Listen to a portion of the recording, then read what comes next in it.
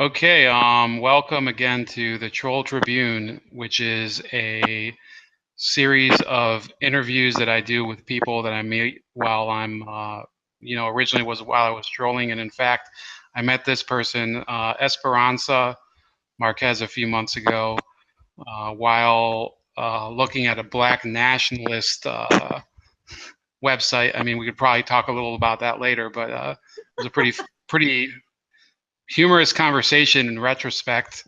Uh, I still remember it. But Esperanza has a lot of experience with some of the topics that we're dealing with today. In fact, I have to basically, we're not going to really be talking too much about who she is or whatever, and for obvious reasons that will be made clear. Um, and we're talking about the free speech debate. We're talking about, we're still talking about the 2016 election, which has not been put to rest apparently. And we're talking about the recent events with white supremacy and the monuments issue, the Confederate monuments issue. And she's had a few experiences. They parallel to some of my experiences. Probably going to have a couple disagreements like always, but Esperanza works in public school, Maryland, has had private school teaching experience. So Esperanza, I want to start off with last year because let's go backwards. Even Sounds good. before our crazy conversation with certain person, a YouTuber, um, there was this election in 2016, which broke the mold for everything that I experienced going back to being a kid watching Bill Clinton get elected. And Right. when I was a kid, he was thought to be the greatest thing ever by my parents. But can you explain? You were a Bernie Sanders supporter. What is it? What type of hope did he give you, given your circumstances as a teacher and the state that you live in? Could you give a little background on that? How you came to support the senator? Well, I think it when you contrast Hillary Clinton and Bernie Sanders, for me, the main issue was his record. He seemed to be consistent on domestic policy. Concerned about the people. I had followed him before he decided to run for president, and had to say I like his stance on healthcare, his stance on education, especially free college for everyone. That was a huge concern of mine. I have children of my own, and having gone, you know, have my own student loans right now that I'm still trying to pay off. Just the thought of having my children having to, deal with student loans at the college level. I mean, that was a huge attraction for me. I just felt Bernie listened to the people and really cared about the people and represented our interests, while Hillary Clinton, it was very clear that she represented the interests of corporations. If you looked at her foreign policy and even her domestic policy stances when she was first lady with her husband, I didn't feel like I could trust her. Didn't feel like she was a true Democrat, whatever that means nowadays. For me, Bernie was the real thing. He represented what the party was initially meant to be about. The people, and taking care of our interests. So that's how I became interested. That's how I became a Bernie fan. Yeah, I noticed that a lot with people, and I think obviously the policy issues. I have my own personal feelings. I'm very much not for Bernie Sanders. I think I've explained some of those reasons to you, but Right. basically a lot of them are based on first of all, my philosophical differences and issues that I've had with it. Whatever uses of identity politics he does, which compared to a lot of others, he's actually better. He's not as much of an identitarian as some of the other wackos out there, but Right. he's actually one of the reasons I find that people would like him is I think he does take more of those risks of really going for the positions that he feels are important. whatever, there's issues with his personal finances that people can criticize or whatever, but you can't criticize him or otherwise, issues with his policies and gaps in them. But I read his book.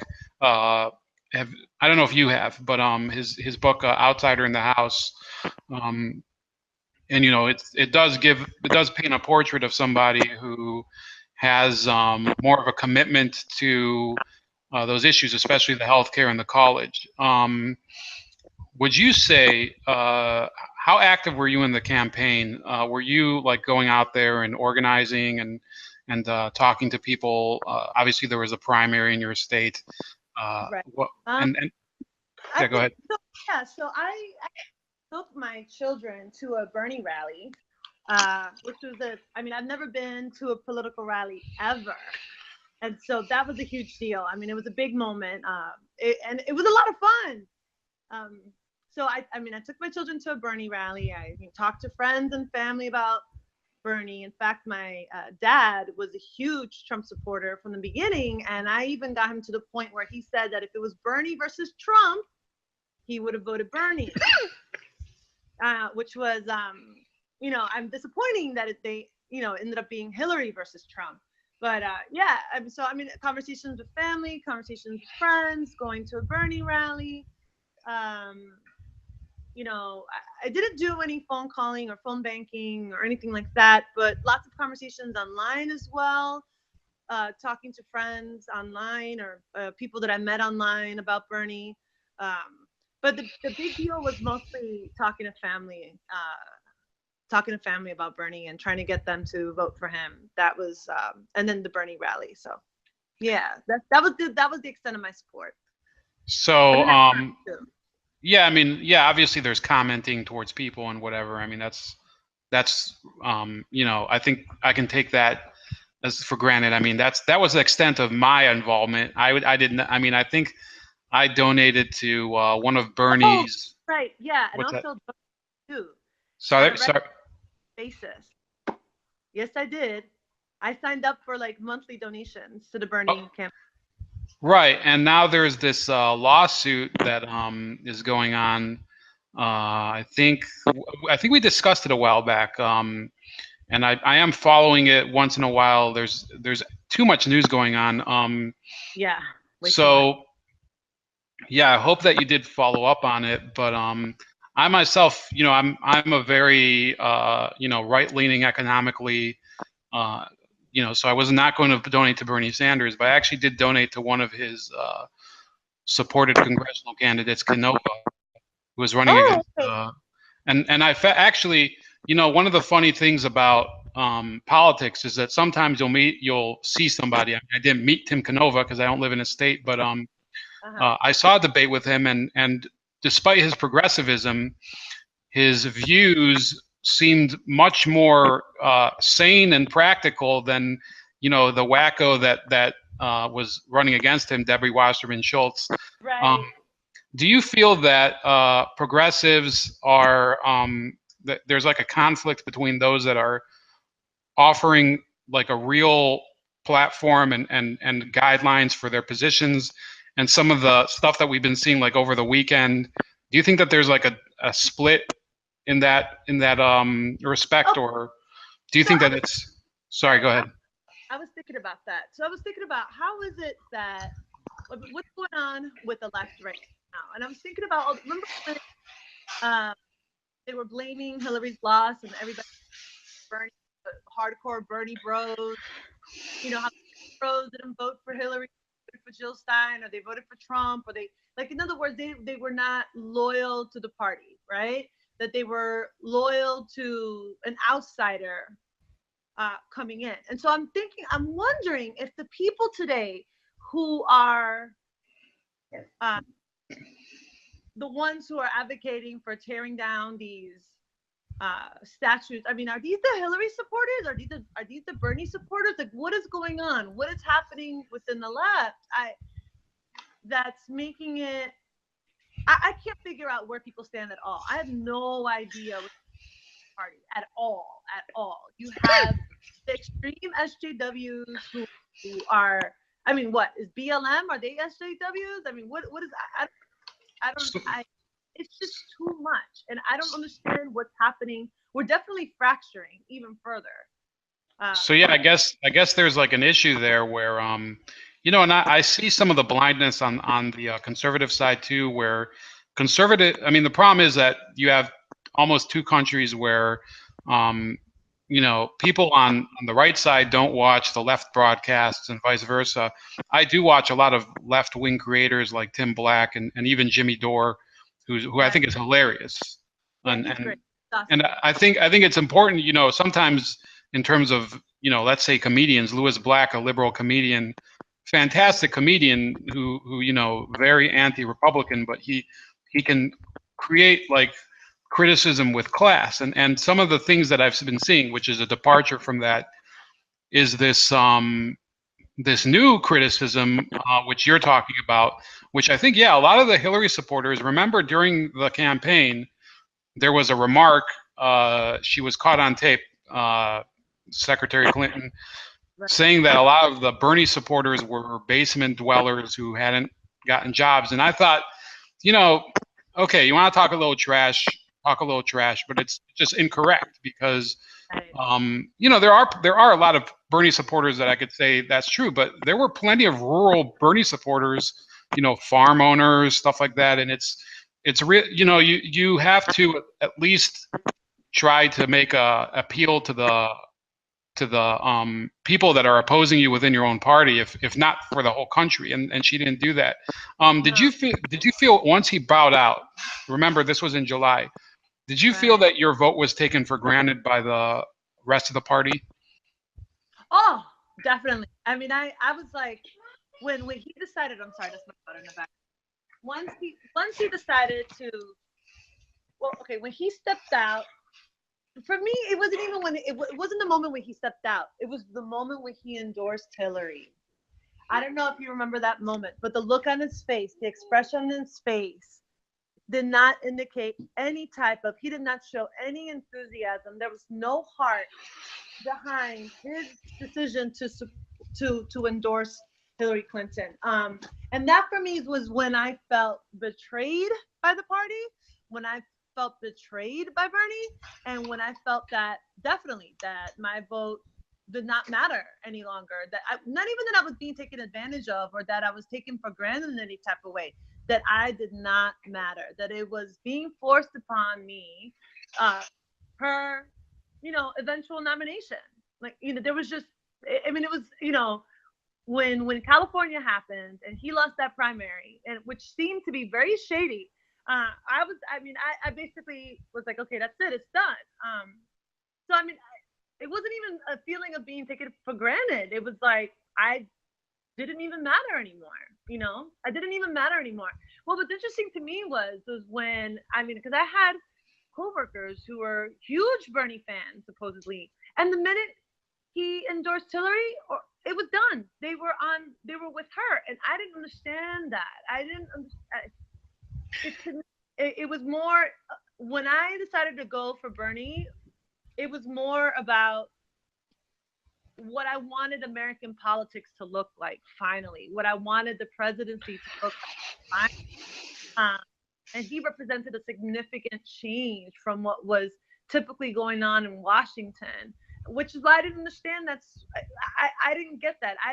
That's why I say I don't even feel like I was taken for granted. I felt like I was like I don't want to say the dream, but the expectation, the hope, the future that I was hoping for my children, was just, it was just all a lie, and I didn't understand that. I didn't understand why people could just, how can you go from Bernie, who was someone who was sincere, to a straight up like consistent liar, and Hillary. It was just, it was weird to me. I didn't get it. So no, it wasn't even about being taken advantage of or feeling taken for granted or anything like that. It was just, that was it. It was all a lie.